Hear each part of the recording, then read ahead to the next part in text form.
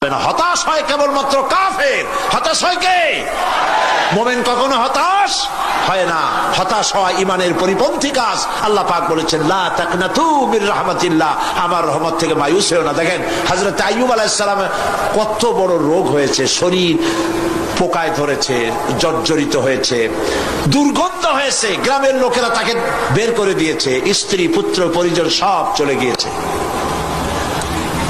এমনকি জিহ্বায় যখন পোকা ধরল, হযরত আইয়ুব আলাইহিস সালাম আল্লাহ রাব্বুল আলামিনের দরবারে ফরিয়াদ করলেন, আন্নী মাসসানিয়াদ-দুররু ওয়া আনতা আরহামুর রাহিমিন।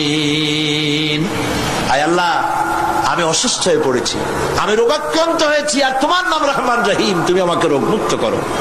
হযরত আইয়ুব আলাইহিস সালাম আল্লাহর দরবারে ফরিয়াদ করলেন, রব্বুল আলামিন সারা শরীরে পোকায় জর্জরিত হয়ে গেছে, এখন আমার জিহ্বায় পোকা ধরেছে, মাবুদ গো আমি তোমার কাছে ফরিয়াদ করি, আমার জিহ্বায় পোকা দিও না, কারণ জিহ্বাটাও যদি নষ্ট হয়ে যায় তাহলে তোমার মতো আল্লাহর জিকির আমি কি দিয়া করব। হযরত আইয়ুব আলাইহিস সালাম আল্লাহ পাকের কাছে যখন এ ধরনের ফরিয়াদ জানালেন, রব্বুল আলামিন তাকে তার রোগ মুক্ত করে দিলেন, তার স্ত্রী পুত্র সব আল্লাহ রব্বুল আলামিন ফিরাইয়া দিলেন। সুবহানাল্লাহ। সুতরাং মুমিন ব্যক্তি, কোরআন শরীফে সব আছে, কোরআনের মতো শ্রেষ্ঠ ওয়াজের কিতাব পৃথিবীতে আর শুধু বোঝার দরকার। বিপদে যত বড় বিপদ আসুক, কোন বিপদে মুমিন ধৈর্য হারাবে না। হযরত ইয়াকুব আলাইহিস সালামের ছেলে ইউসুফ আলাইহিস সালামকে যখন তিনি হারায় ফেললেন, তিনি অধৈর্য হয়ে গেছিলেন নাকি?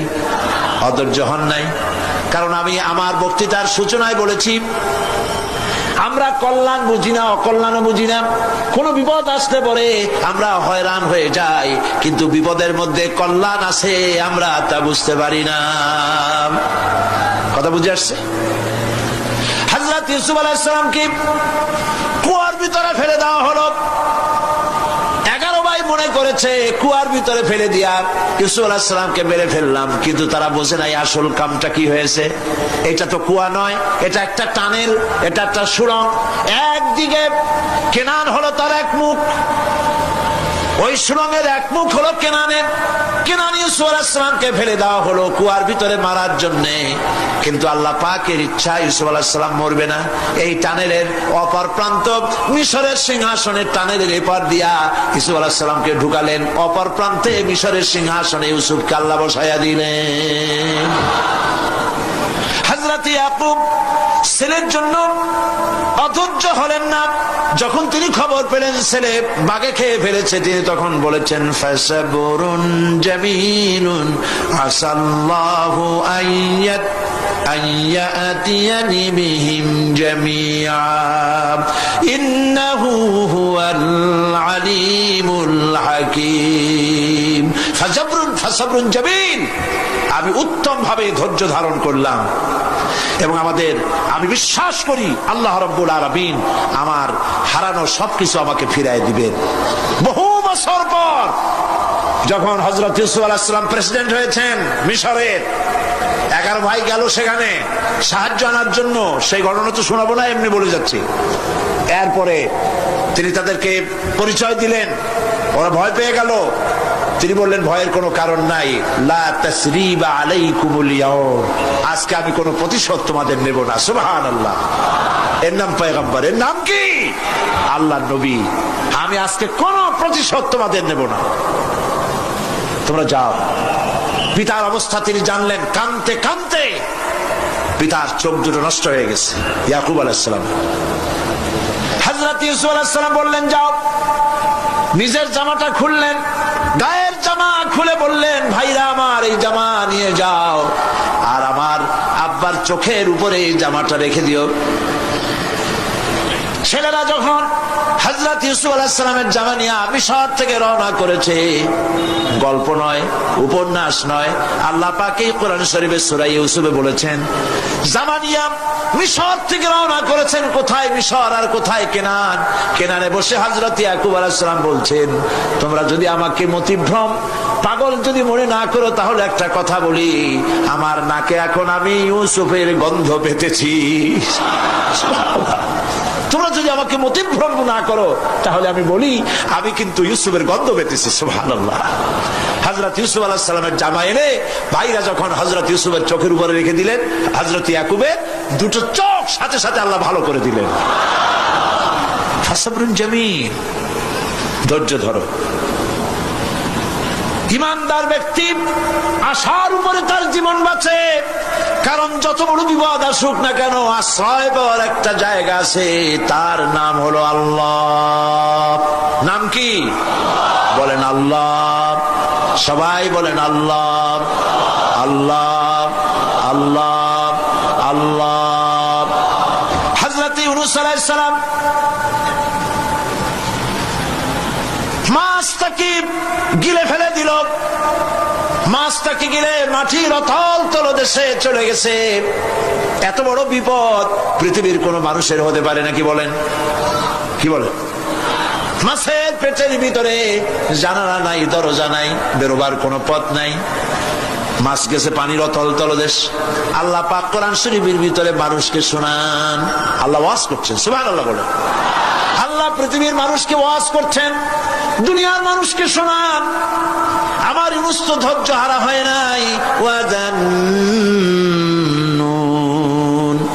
ইয যাহাবা মুগাদিবান ফাযান্না আন লান নাকদিরা আলাইহি ফানাদা ফিয-যুলুমাতি আন লা ইলাহা ইল্লা আনতা সুবহানাকা ইন্নী কুনতু মিনাজ জালিমিন। ফানাদা ফিয-যুলুমাত, জামায়ে কাসির, ত্রিবিধ অন্ধকারের ভেতর থেকে হযরত ইউনূস আলাইহিস সালাম চিৎকার মারলেন। মাছের পেটের অন্ধকার, পানির অন্ধকার, রাতের অন্ধকার, ত্রিবিধ অন্ধকারের ভেতর দিয়ে মাছের পেটের মধ্য দিয়ে ইউনূস আলাইহিস সালাম চিৎকার মারলেন। অধৈর্য হন নাই, হার্ট ফেল করেন নাই। তিনি বলছেন, পড়েন আমার সাথে, লা ইলাহা ইল্লা আনতা সুবহানাকা ইন্নী কুনতু মিনাজ জালিমিন। তুমি ছাড়া কোনো ইলাহ নাই, কোনো পোষ্য নাই, মাবুদ নাই। তোমার পবিত্রতা ঘোষণা করছি, আমি জালিমদের অন্তর্ভুক্ত হয়ে গেছি। ইউনূস আলাইহিস সালাম যখন কাঁদতেছিলেন, আল্লাহ রাব্বুল আলামিন সেই কান্না শুনেছিলেন কিনা? বলেন, শুনছিলেন কিনা? শুনতে পেয়েছিলেন কিনা? পানির ভিতরে কেউ শোনে নাই, মাছের পেটের ভিতরে ইউনূস আলাইহিস সালাম কিভাবে চিৎকার করছেন, মাছের পেটের ভিতরের আওয়াজ পানির ভিতরে কেউ শোনে নাই, জমিনের কেউ শোনে নাই, অন্তরিক্ষে কেউ শোনে নাই, সাত আকাশের ভিতরে কেউ শোনে নাই, কিন্তু আরশে আজিমের মালিক আল্লাহ রব্বুল আলামিন শুনতে পেয়েছেন।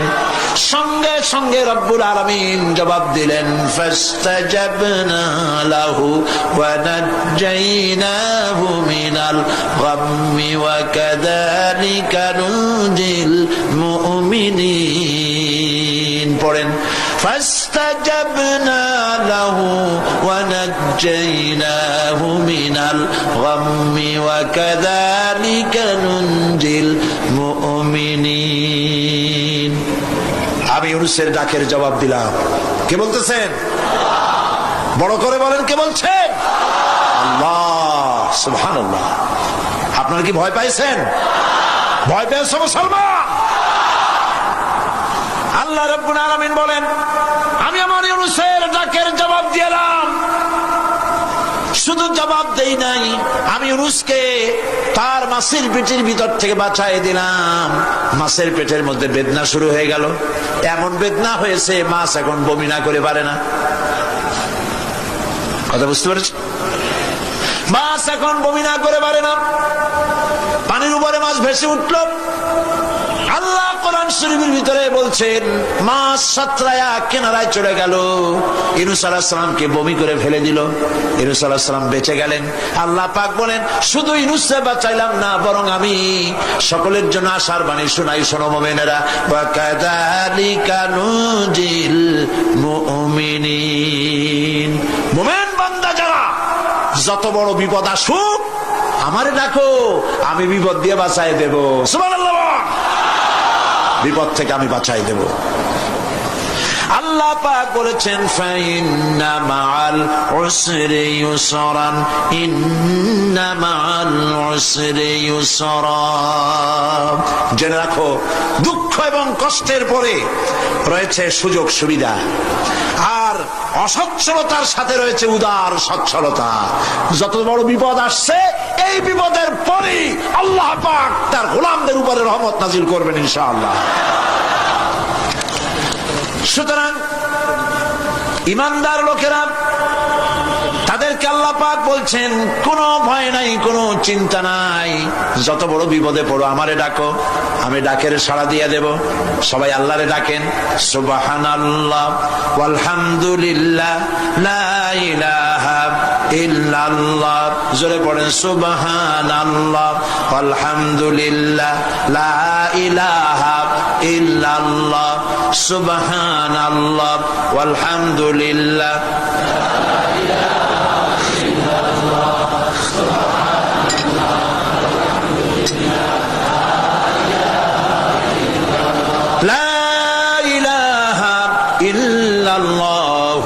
মুহাম্মাদুর রাসূল।